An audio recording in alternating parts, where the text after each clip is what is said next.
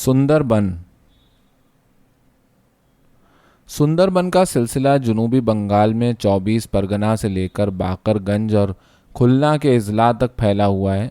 इन घने और पुरखतर जंगलों में मशहूर आलम रॉयल बंगाल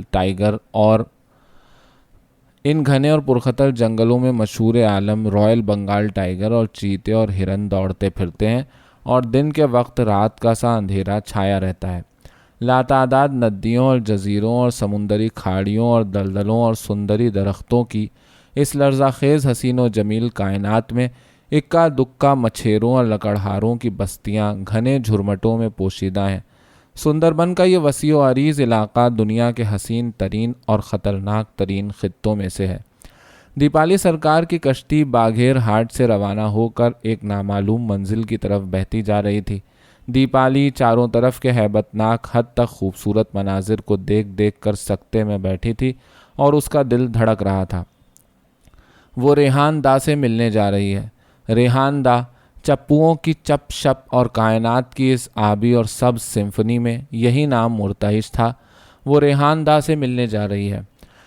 दिन भर चलते रहने के बाद कश्ती शाम को एक गांव के घाट पर पहुंची। सुनसान जेटी पर एक बूढ़ा मुसलमान जिसकी सफ़ेद दाढ़ी हवा में लहरा रही थी, लालटेन हाथ में लिए खड़ा था। दीपाली अपना अटैची केस, ये तारीख़ी अटैची केस और थैला उठाकर बांस की जेटी पर उतरी। मल्लाह ने खुलना की साहिली बंगला में बूढ़े मौलवी से कोई बात कही। मौलवी ने लालटेन उठाकर दीपाली से कहा, मेरे साथ आओ बेटी। कश्ती पानी पर वापस चली गई। दीपाली अब हू के आलम में इस अजली जंगल में तन्हा खड़ी थी। मैं कहाँ से कहाँ आ गई, उसने हैरत और खौफ के साथ सोचा। लेकिन रेहान इस रास्ते के सिरे पर मौजूद हैं, मैं महफूज हूँ। बूढ़े ने उसका बक्स और थैला उठाकर कंधे पर रख लिया। वो उसके साथ जेटी पर से उतरकर पगडंडी पर आ गई।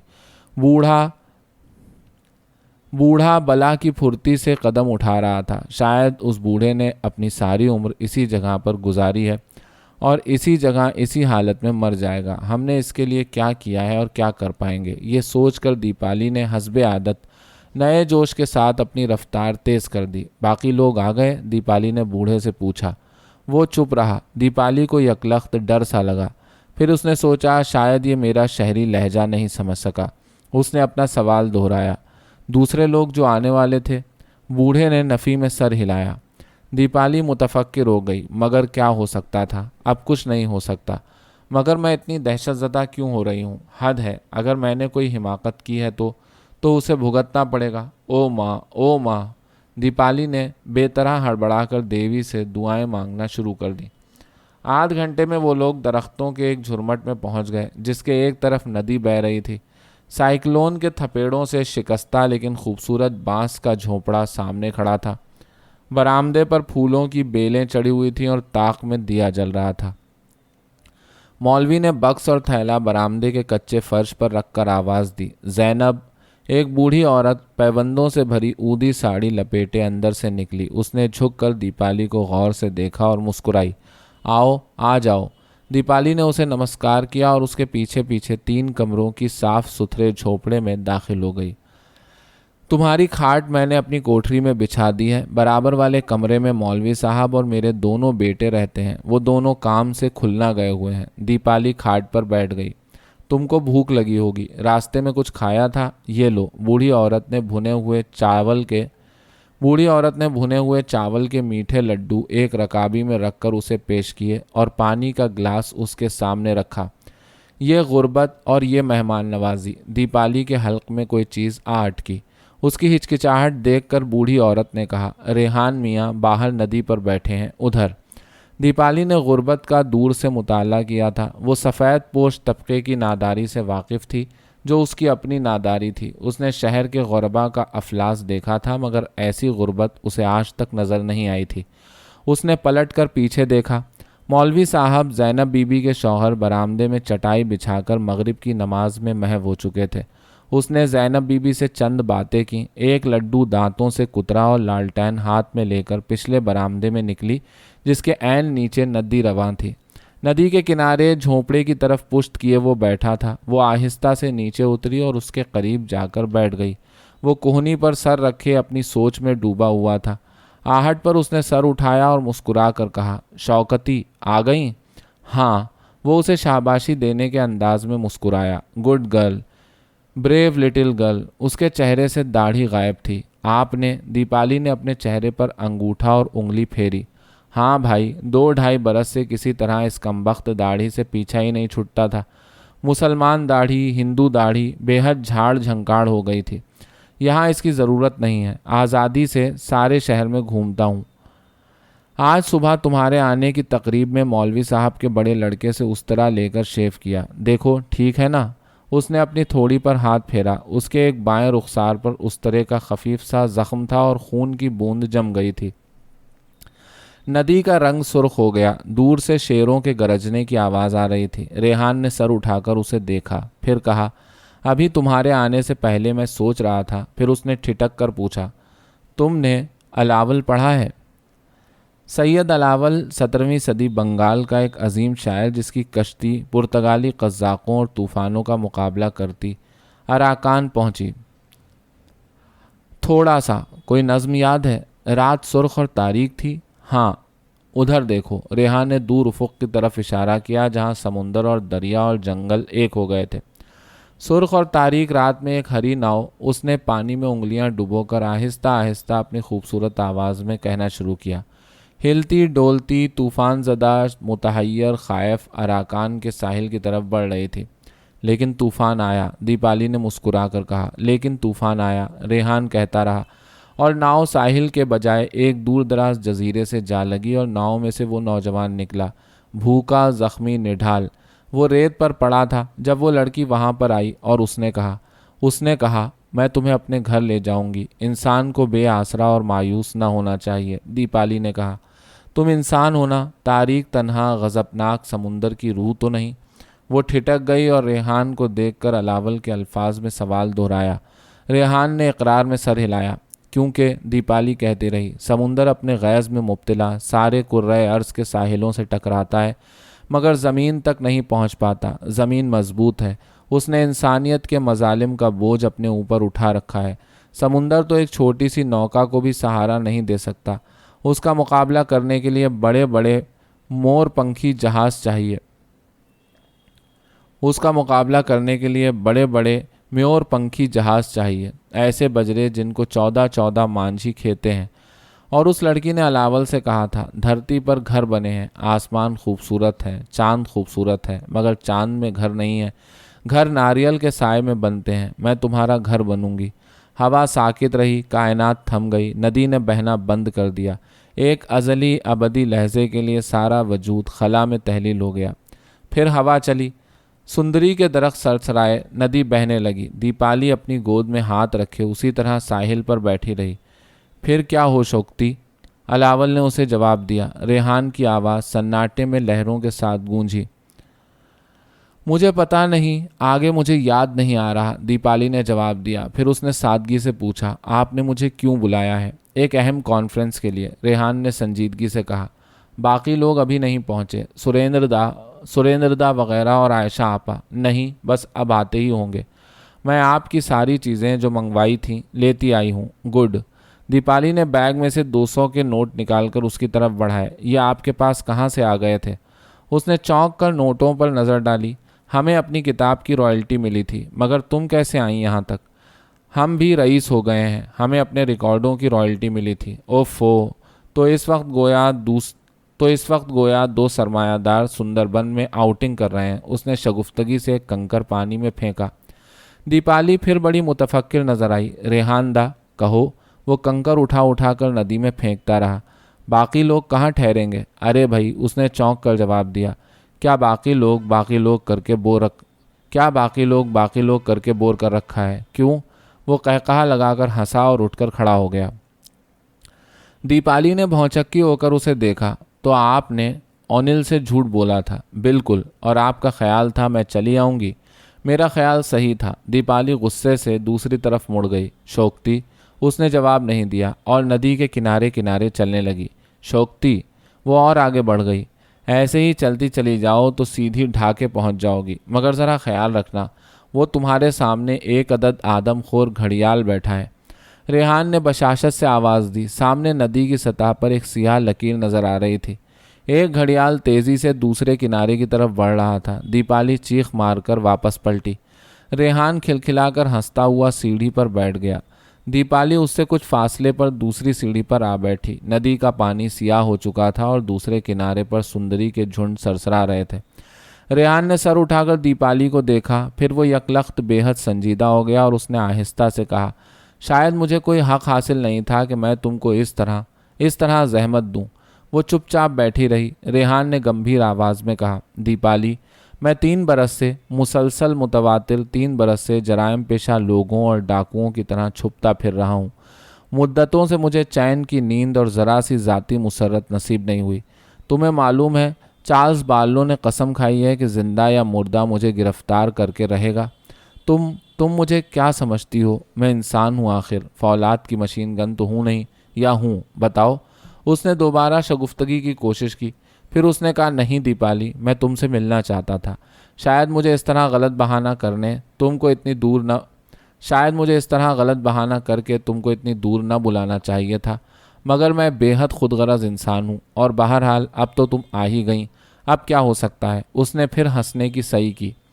دیپالی آنکھیں پھیلا کر اسے دیکھنے لگی۔ مختصر سے گھاٹ کی شکستہ سیڑھی پر بیٹھا وہ ایک چھوٹے سے لڑکے کی طرح معلوم ہو رہا تھا۔ اسکول کا چھوٹا سا لڑکا جو استانی کے سامنے اپنی شرارت کی معافی چاہ رہا ہو، مگر ساتھ ہی کسی دوسری شرارت پر بھی تلا بیٹھا ہو۔ دیپالی کو یکلخت ہنسی آ گئی۔ اسکول گرل گگلز اس کے کان میں گونجا، اور اس گونج کو شکست دیتے ہوئے ایک اینٹ اٹھا کر بھرپور مسرت کے ساتھ دور ندی میں اس نے پھینک دیا۔ کھا جائے گا آ کر گھڑیال، ریحان نے کہا۔ وہ زور سے ہنسی۔ اوما دیدی، میری اس ہنسی کو اسکول گرل گگلز کہتی ہیں، اس نے کہا، اور دوسرے لمحے اس نے سوچا، میں یہ نام لے کر قسمت کو ٹیمپٹ کر رہی ہوں اور میں وہمی بھی بنتی جا رہی ہوں، اور میرے ذہنی زوال کا ذمہ دار یہ شخص ہے۔ اس نے زور سے پانی اچھالا۔ اوما دیدی، ریحان نے سگریٹ جلاتے ہوئے بے پرواہی سے کہا، بڑی اچھی آدمی ہے، ان کی سنگت میں رہو گی تو تمہارے اندر بھی عقل آ جائے گی۔ ابھی بے عقل ہوں؟ بے حد۔ ایک اجنبی آدمی کے بلانے پر تنے تنہا اس کے پاس بنوں میں آ گئیں۔ مجھے اس اجنبی پر بھروسہ نہیں کرنا چاہیے تھا، قطعی نہیں، اور ایسے ناقابل اعتبار آدمی کے ہاتھوں میں صوبے کی تحریک کی باغ ڈور ہے، جبھی تو یہ گد بن رہی ہے تحریک کی۔ وہ ہنسی، وہ بھی خوب ہنسا۔ اب چاند دلدلی جنگلوں کے سیاہ افق پر آہستہ آہستہ اوپر آ رہا تھا۔ چلو تم کو اپنے میزبانوں سے ملوا دیں۔ وہ اس بوڑھے جوڑے کے مسکین اور باصبر چہرے کو یاد کر کے فوراً دکھی ہو گئی۔ یہ کون لوگ ہیں؟ مولوی ابو الہاشم ماہی گیر ہیں اور اس گاؤں کی مسجد کے پیش امام۔ ان کے لڑکے بھی مچھیرے ہیں اور ہمارے ورکر بھی ہیں۔ میں ان کے یہاں 2 مہینے سے مقیم ہوں۔ کھلنا میں کافی کام ہو رہا ہے، گو رفتار سست ہے۔ آپ نے ان دونوں میاں بیوی کو میرے متعلق کیا بتایا ہے؟ تمہارے متعلق کچھ نہیں، ان سے کہہ دیا تھا کہ اس ہندو لڑکی کو مسلمان کر کے شادی کرنے والا ہوں، ریحان نے بے پرواہی سے جواب دیا۔ شرم تو نہیں آتی آپ کو؟ دیپالی نے غصے سے سرخ ہو کر کہا۔ بالکل نہیں، چلو اٹھو، ریحان نے بڑے تکلف اور شائستگی سے اس کے کندھے پر ہاتھ رکھ کر کہا اور لالٹین اٹھا لی۔ وہ بانس کی سیڑھیاں چڑھ کر جھونپڑے میں داخل ہوئے۔ زینب بی نے ماچھی بھات ان کے سامنے رکھا۔ دیوار پر پھیلے مچھلی پکڑنے کے جال کے نیچے وہ دونوں چٹائی پر بیٹھ گئے۔ ان دونوں کا سایہ دیوار پر بڑا عجیب سا لگ رہا تھا۔ اتنے میں مولوی کا داڑھی والا جھکا جھکا سایہ بھی پرچھائیوں میں آ شامل ہوا۔ بابا، خالہ، ریحان نے دونوں بوڑھی پرچھائیوں سے کہا، یہ ہماری کولسوم ہے، کولسوم دیپالی۔ مولوی نے سر اٹھا کر لڑکی کو دیکھا اور سر ہلایا۔ ریحان کہتا رہا، یہ ہمارے لیے کولسوم بھی ہے اور دیپالی بھی۔ کسی دن میں تم کو سمجھاؤں گا کہ اس دیس میں کولسوم اور دیپالی ایک کیسے ہو سکتی ہیں۔ بس شروع ہو گئی تبلیغ، 1 منٹ کو بھی پارٹی لائن چلانا نہیں بھولتے۔ دیپالی نے ذرا الجھن سے سوچا اور یکلخت اسے ایسا لگا کہ سامنے پرچھائیوں میں بنوئے چندر سرکار کا سایہ بھی آ کر کھڑا ہو گیا ہے۔ یہ میں کیا کر رہی ہوں؟ وہ سر جھکا کر تندہی سے کھانا کھانے میں منہمک ہو گئی۔ کھانے کے بعد ریحان نے کہا، رات بہت آ گئی ہے، تم اتنا طویل سفر کر کے آئی ہو دیپالی، اب آرام کرنا چاہو گی؟ جی ہاں۔ گڈ نائٹ، ریحان نے اٹھ کر کھڑے ہوتے ہوئے کہا۔ Good night. ریحان اور مولوی ابو الہاشم کمرے سے باہر چلے گئے۔ اس رات سندر بن کے عمیق سناٹے میں زینب بی بی کے برابر والی کھاٹ پر لیٹ کر دیپالی نے سوچا، زندگی کی کوئی تک بھی ہے؟ بہت جلد اسے نیند آ گئی۔ दूसरे रोज़ सुबह सवेरे वो झोंपड़े से निकलती हुई एक करीबी कुंज में चली गई, जहाँ दूर से रंगीन गुलदार हिरनों की एक डाल चौकड़ियाँ भरती गुजर रही थी। वो एक दरख्त की शाख पर हाथ रखकर उन खूबसूरत हिरनों का नज़ारा करने में महव थी, जब किसी ने पीछे से खंखारा। ना हुई गरीब शकुंतला इस वक्त इस पोस्ट को देखकर फौरन बेहोश हो जाती और कालिदास को सीन दोबारा लिखना पड़ता। दीपाली ने पलट कर देखा। रेहान, आप इस कदर नॉन सीरियस हो गए हैं कि मुझे आपकी तरफ से फ़िक्र हो चली है। आइए मैं आपको आपके रिसाले दे दूं। अजी पढ़ लेंगे रिसाले। वो आराम से एक दरख्त के कटे हुए तने पर बैठ गया। मुझे आपसे जंग की ताज़ा तरीन सूरत हाल डिस्कस करना है। वो भी कर ली जाएगी। अच्छा तो चलकर नाश्ता तो कर लीजिए। नाश्ता? ओह, आज का मेन्यू क्या है? हमारे ब्रेकफास्ट का? रेहान ने शान से पूछा। मुर्ग मुसल्लम और पुलाव, या जो कुछ भी आप मुसलमान लोग खाते हैं सुबह को। अरे बेवकूफ़, मुसलमान नाश्ते में मुर्ग मुसल्लम नहीं खाते। वाह, जहाँ आरा के यहाँ मैंने एक मर्तबा मुर्ग मुसल्लम और पराठे खाए तो उसने कहा कि सुबह पक्के थे। जहाँ आरा कौन? वो दोनों टहलते हुए अब झोंपड़े की तरफ लौट रहे थे। मेरी दोस्त है, नवाब कमरुज़्ज़मा चौधरी की लड़की, सख्त फ्यूडल लेकिन बेहद स्वीट। ओह, वो झोंपड़े में दाखिल हो गए। ज़ैनब बीबी ने रात का पकाया हुआ पंथा भात सामने रखा। मैं आज हाट जाकर आपके लिए खाने पीने की सामान खरीद लाऊंगी, दीपाली ने रेहान से अंग्रेज़ी में कहा। दीपाली, तुम चंद रोज़ यहाँ रहकर मेरे लिए बेहतर खाना पका दोगी, मगर इन दोनों को तो सारी ज़िंदगी इसके अलावा कुछ मैसर नहीं हुआ। ओह, दीपाली नादिम होकर एल्युमिनियम की रकाबी पर झुक गई। ज़ैनब बीबी चूल्हे पर चाय ओटने में मसरूफ़ थीं। चाय पीने के बाद वो दोनों दूसरे कमरे में गए, जिसमें रेहान की चारपाई बिछी थी। फर्श पर कागजात का ढेर लगा था। एक कोने में उसके ट्रंक के ऊपर बैटरी का रेडियो रखा था। रेहान ने सुबह की खबरों के लिए रेडियो ऑन किया। AIR दिल्ली से मेलविन डी मेलो की आवाज़ गूंजी। खबरें सुनने के बाद रेहान ने कहा, चलो बाहर चलें। वो दोनों बाहर निकले। झोपड़े के नीचे घाट पर मौलवी की नाव बंधी हुई थी। मौलवी साहब दिन भर के लिए किसी काम से गांव जा चुके थे और पानी की सतह पर बहरी उकाब मछलियों पर झपट्टा मार रहे थे। मैं वो चितकबरे हिरन देखना चाहती हूँ जो सुबह इतनी तेज़ी से भाग गए। आगे जाकर जंगल ज़्यादा खूबसूरत हो जाता है, ज़्यादा खूबसूरत और ज़्यादा ख़तरनाक, मगर मैं वो हिरन ज़रूर देखूँगी। इतने हसीन हिरन मैंने कभी ख्वाब में भी नहीं देखे। ठीक है, मगर सीता के अंजाम से वाकिफ़ हो?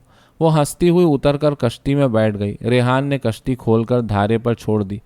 वो उस नदी और उस मंज़र और उस माहौल का एक लाजमी और फितरी जुज़्व मालूम हो रहा था। दीपाली को यकबैक ख्याल आया कि वो उसकी ज़िंदगी के पस मंज़र से बिल्कुल वाकिफ़ नहीं। नाव पानी की सतह पर रवानी से बह रही थी। रेहान ने आहिस्ता आहिस्ता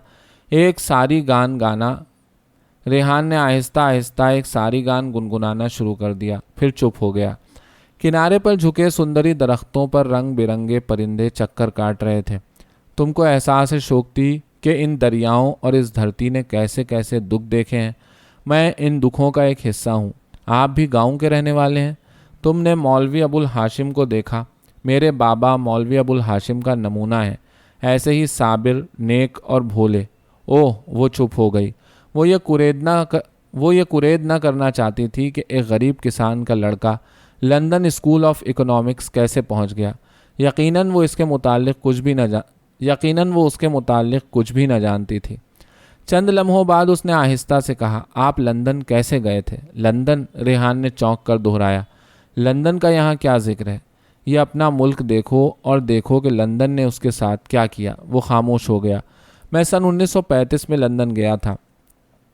तुम मेरे हालात ज़िंदगी जानना चाहती हो? मैंने अलीगढ़ से हाई स्कूल और FA किया था। अलीगढ़? हाँ, ये तुम्हारे लिए तकरीबन अजनबी नाम है, मगर ये मुल्क और कौम की एक बेहद अहम दास्तान का एक हिस्सा है और इस दास्तान से तुमको वाकिफ़ होना चाहिए। फिर मैंने ढाके लौट कर BA और कलकत्ता से MA किया। उसी ज़माने में मैं तुम्हारे चचा की किताब बंगाल की इक़्तिसादी तारीख़ पढ़ रहा था। वो रुक कर किसी सोच में खो गया और फिर चप्पू चलाने शुरू किए और कहने लगा, उस वक्त मुझे मालूम न था कि उनकी भतीजी कोई सड़ेली सी लौंडिया किसी स्कूल में पढ़ रही है और एक दिन मेरी ज़िंदगी में साइक्लोन की तरह दाखिल होगी। देखो, खुलना की मुनासबत से कैसी बरमहल तशबीह दी है। वो उदासी से हंसा। बहुत खूब, आगे चलिए। इसके बाद एक वजीफे पर लंदन चला गया। वहाँ मैं और उमा और अक्षय और बहुत से लोग इकट्ठे हो गए। हमारा बड़ा ही तारीख़ी किस्म का गिरोह था वो, और वापस आते ही कूद पड़े इनकलाब के शोलों में, दीपाली ने कहा। वो खिलखिलाकर हंसा। फिर उसने कहा, कलकत्ता में चंद साल हुए, प्रोग्रेसिव एक्टर्स की दूसरी कॉन्फ्रेंस हुई थी, उसमें तुम्हें आना चाहिए था। बड़ा वलवला खेज तजर्बा था। आप भी लिखते हैं? रेहान ने उसे आंखें फाड़ कर देखा। अरे तुम कितनी जाहिल हो। ये रॉयल्टी मुझे अभी किस लिए मिली है? और वो जो मैंने नूरुर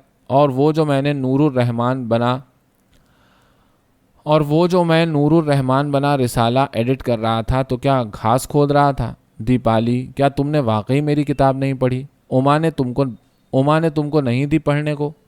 क्या अफसाने लिखते हैं? रेहान ने चप्पू छोड़कर आसमान की तरफ एहतजाजन हाथ फैलाए। ओह लड़कियां लड़कियां, उसने फरियाद की। नहीं, सच बताइए। मैं अफसाने नहीं लिखता हूँ, न शायरी करता हूँ, ठोस काम करता हूँ। थोड़ा सा इनकिसार आपको कोई तकलीफ नहीं पहुँचाएगा, दीपाली ने हंसकर कहा। आपकी किताब का क्या नाम है? 19वीं सदी में बंगाल की ज़राई हालत, रेहान ने मुंह लटका कर कहा। अरे दीपाली, तुम बड़ी जाहिल निकली। और ये प्रोग्रेसिव राइटर्स क्या होते हैं? रेहान ने आंखों पर हाथ रख लिया और कराहा। नहीं, प्लीज़ बताइए ना। अभी जब कॉलेज वापस जाओगी तो गुरुदेव ने जो पैगाम कॉन्फ्रेंस के नाम भेजा था वो पढ़ लेना, समझ में आ जाएगा। गुरुदेव ने क्या कहा था? उन्होंने कहा था कि मेरी तरह गोशानशीन बनकर काम नहीं चल सकता। उमा देवी को चाहिए था कि तुम्हें ये सब बातें बताती। उमा देवी, आपने बहुत से लोगों को आइडियलाइज कर रखा है। हाँ, कौन कौन? बहुत सारे हैं, उनमें से एक तुम भी हो। दीपाली, तुम कल्चरल फ्रंट पर काम करोगी? आप जो कहेंगे करूँगी। कश्ती अब दरख्तों की सुरंग में से गुजर रही थी। मगरिब में भी यही सब हो रहा है, जिद्दोजहद, दीपाली ने पूछा। मगरिब में, स्पेन में एक खूंरेज़ जंग लड़ी जा चुकी है दीपाली। मुझे और बताइए लंदन के मुताल्लिक, जब आप वहाँ तालिब इल्म थे। जब हम वहाँ तालिब इल्म थे, रेहान चप्पू एक तरफ रख कर नीम दराज हो गया। वो वाकई रिलैक्स कर रहा था। उस ज़माने में वहाँ बड़े माकूल लोग जमा थे। मुल्क राज आनंद और सज्जाद ज़हीर और ज्योति घोष ने मिलकर PWA कायम की थी। आप इंग्लैंड ही में तहरीक में शामिल हो गए थे, दीपाली ने बात काटी। हाँ, और वापस आकर देखा कि हमारे साथी अलीगढ़ और लखनऊ और जामिया मिल्लिया और कलकत्ता और सब जगहों के नौजवान हमारा साथ देने के लिए तैयार हो चुके हैं। पुराने दहशत पसंद भी अब हमारी तरफ आ चुके थे। शोकती, हम लोग खुशकिस्मत हैं जो इस ज़माने में पैदा हुए और मुल्क के लिए कुछ कर सकने के अहल हैं। सुरंग के अख्ताम पर पहुंचकर रेहान ने कश्ती मोड़ ली। आगे घड़ियालों की राजधानी है, अब वापस चलते हैं, उसने कहा। वापसी में रेहान खामोशी से पतवार चलाने में मसरूफ़ रहा। बादल घिर आए थे और सूरज कभी कभी बादलों में से नुमदार होकर चमकने लगता था। लकलक और राम चिड़ियाँ सारे में उड़ती फिर रही थी। घर पहुंचकर उन्होंने खाना खाया और अपने अपने कमरों में आराम करने के लिए चले गए। तीसरे पहर को रेहान ने दीपाली के दरवाजे पर आनकर आवाज़ दी। शोकती, यहाँ आना तो। दीपाली खाट पर साड़ी बिछाकर और अपने थैले का तकिया बनाए बेखबर सो रही थी। ज़ैनब बीबी घड़ा लेकर शाम के पकाने रेंधने के लिए पानी लेने नदी पर गई हुई थी। रेहान ज़रा झिझकता हुआ अंदर आ गया और किवाड़ से लगकर खाबीदा दीपाली को देखने लगा।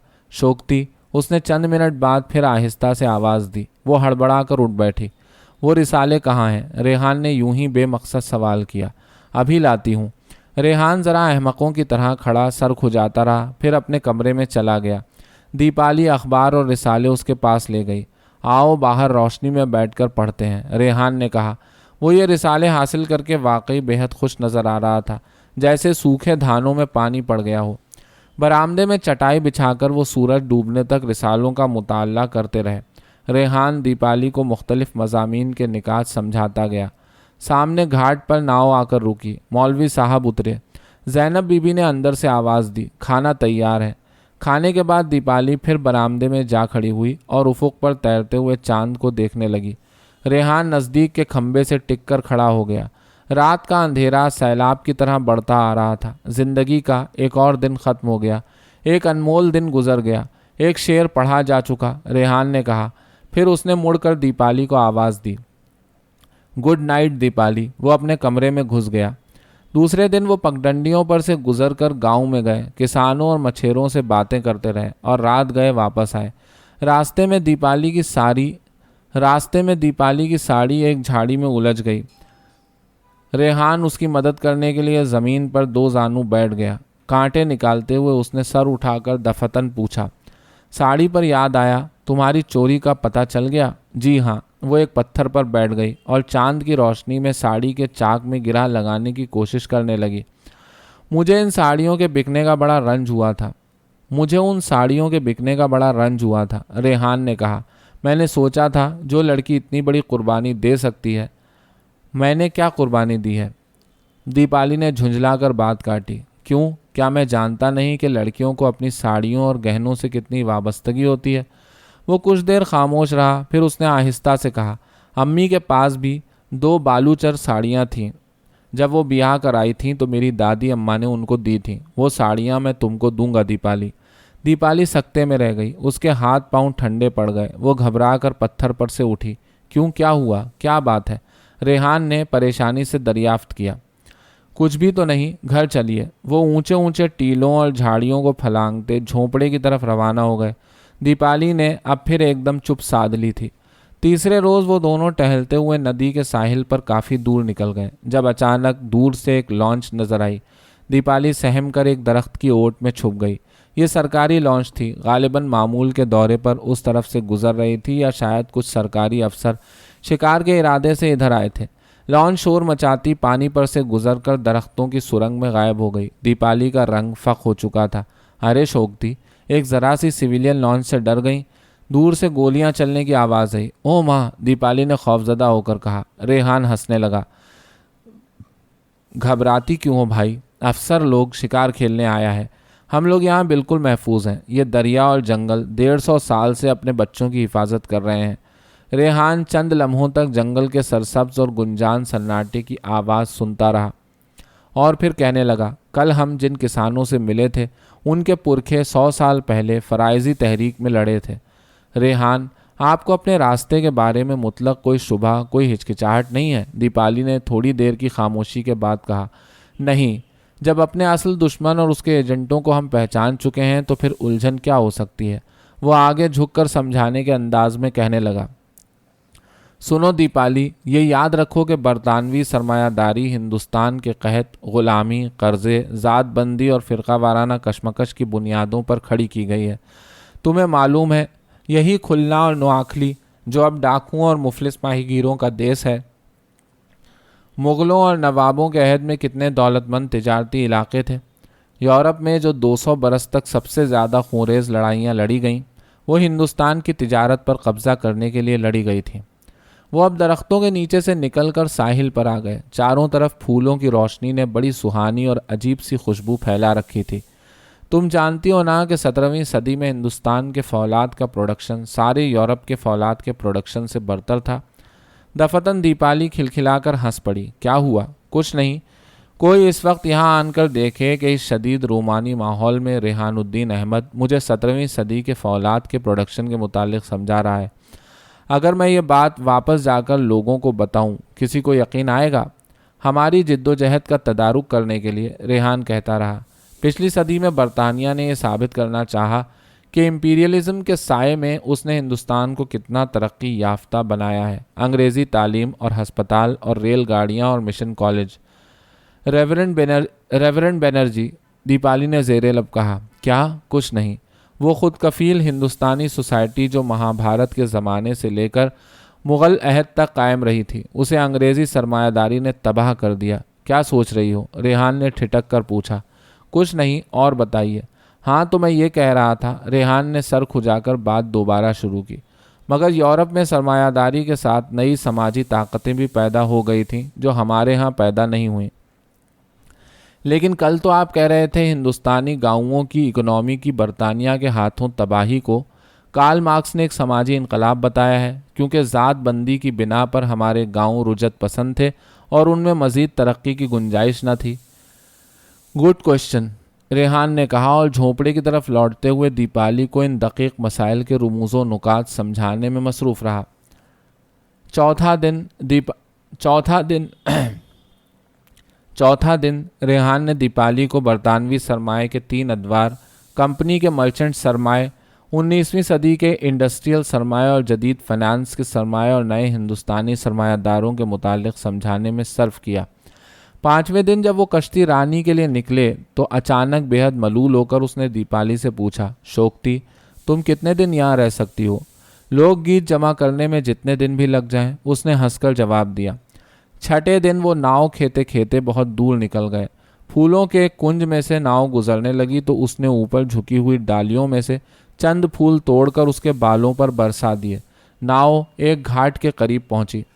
बंगाल के हिंदू अवाम का अकीदा है कि जब राम और सीता ने वनवास लिया तो उन्होंने काफ़ी अरसा सुंदरबन में भी गुजारा था। काठियावाड़, वस्ती और जनूबी हिंद से लेकर चाटगाम तक इन इलाकों के बासियों का अपने अपने जंगलों के मुताल्लिक यही अकीदा है। इन जंगलों में राम और सीता उन्हें अब भी चलते नजर आते हैं। सुंदरबन के इसी तकद्दुस की वजह से नोआखली और खुलना के जंगलों और दरियाओं और संदीप के जजीरों में पुराने मंदिरों, मठों और सन्यासियों के झोपड़ों की बहुतात है। रेहान ने नाव जिस जगह किनारे से बांधी उसके करीब ही जंगल में एक पुराना मंदिर नजर आ रहा था। कुछ फासले पर गांव का बाजार था। भूख लग रही है, आओ कुछ खा लें, रेहान ने कहा। किनारे पर उतरकर वो जंगल में दाखिल हुए। दफतन मंदिर उनके सामने आ गया। दीपाली ने गैर इरादी तौर पर आंचल से सर ढक लिया। 10वीं सदी का मंदिर है। रेहान ने काई आलूद माबद पर नज़र डालकर माहिराना अंदाज में कहा।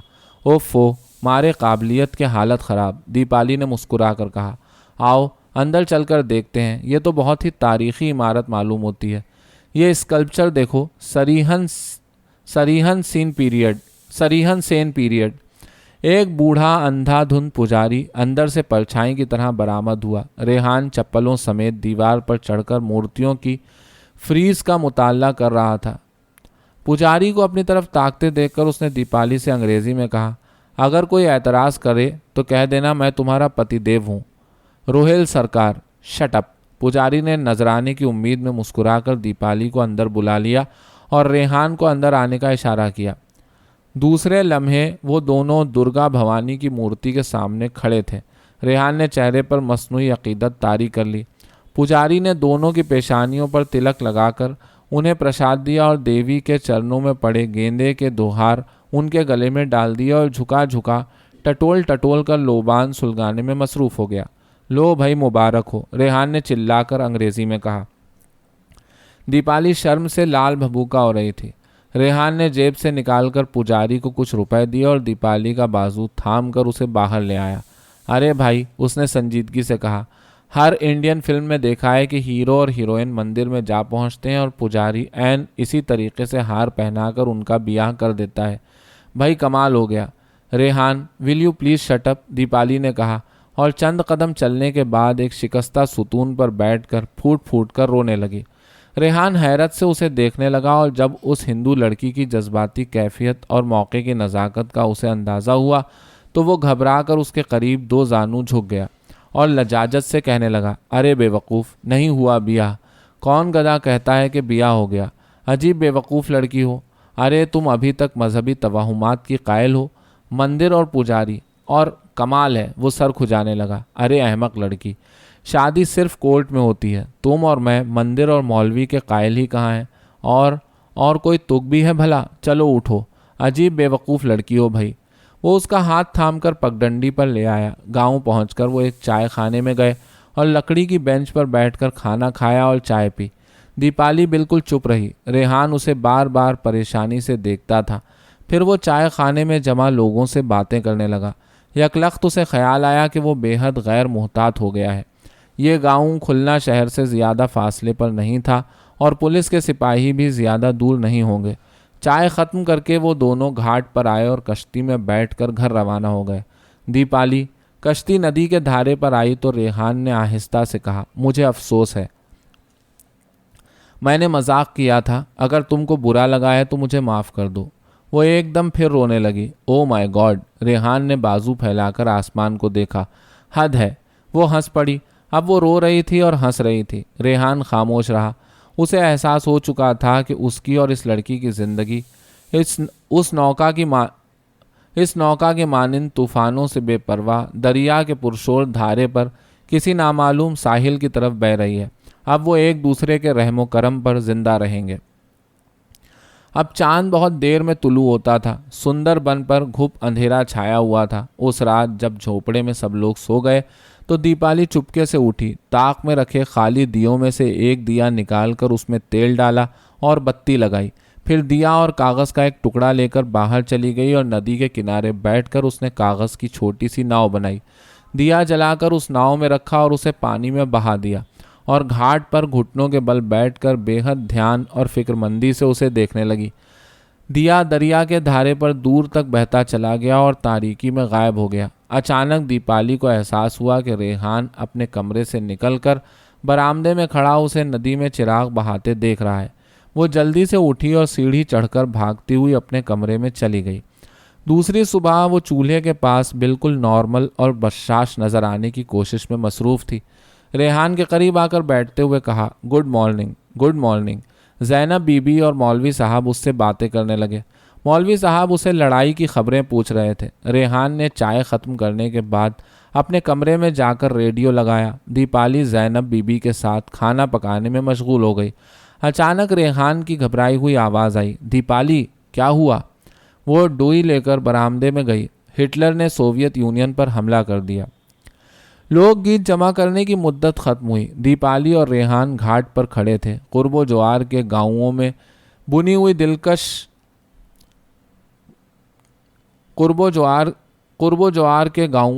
ہوئی دلکش حسیر چٹائیاں فروخت کے لیے منڈی لے جانے والی چھتریاں لگائے کاریگروں کا ہجوم ساحل پر جمع تھا۔ ماہی گیر اپنی اپنی کشتیاں لے کر نکل رہے تھے۔ مولوی ابوالہاشم حسب عادت خاموشی سے سر جھکائے اپنی کشتی کے بادبان درست کرنے میں منہمک تھے۔ وہ دیپالی کو باگھیر گھاٹ تک پہنچانے والے تھے۔ بہت لمبا سفر تھا۔ رات وہ اپنے کمرے کی کھڑکی میں چپ چاپ کھڑا اندھیری ندی پر سے گزرتی کشتیوں کو دیکھ رہا تھا۔ دیپالی اس کے ٹرنک پر ریڈیو کے پاس بیٹھی تھی۔ اس نے ریحان سے کہا تھا، آپ کو اب ہیڈ کوارٹرز سے رابطہ قائم کرنا چاہیے۔ اس نئی جنگ کی وجہ سے سچویشن بدلنے والی ہوگی نا؟ وہ چونک اٹھا۔ جنگ؟ کیسی جنگ؟ اس نے جھنجلا کر پوچھا۔ دیپالی نے تعجب اور اداسی سے اس پر نظر ڈالی۔ آپ حقیقت سے اتنی آسانی سے کٹ جاتے ہیں؟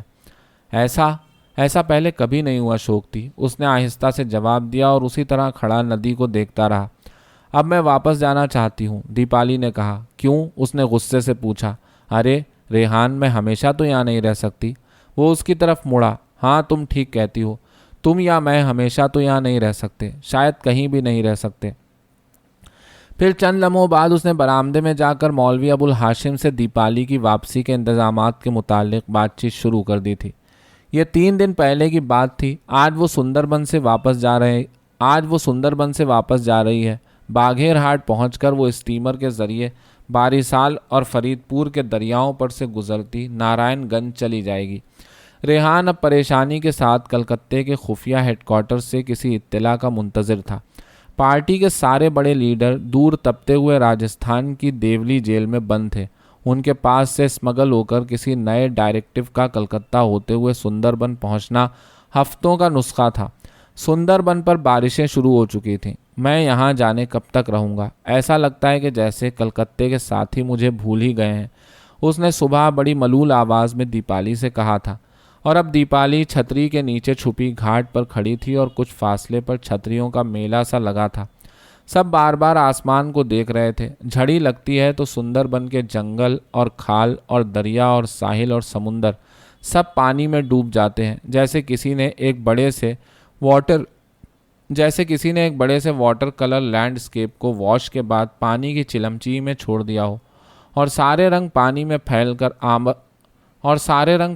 پھیل کر آپس میں گڈمڈ ہو جائیں۔ ریحان چھتری لگائے دیپالی کے قریب کھڑا تھا۔ اچانک اس نے بڑے غصے سے کہا، تم بھی جا رہی ہو؟ چلو بیٹی کلثوم، مولوی ابوالہاشم نے اسے آواز دی۔ وہ اور زینب بی بی اسے باضابطہ کلثوم ہی پکارتے تھے۔ انہیں یقین کامل تھا کہ بہت جلد یہ لڑکی ریحان کے ہاتھوں پر مشرف با اسلام ہو کر اس سے نکاح کر لے گی۔ جانے ریحان نے ان دونوں بھولے میاں بیوی کو کیا پٹی پڑھا رکھی تھی۔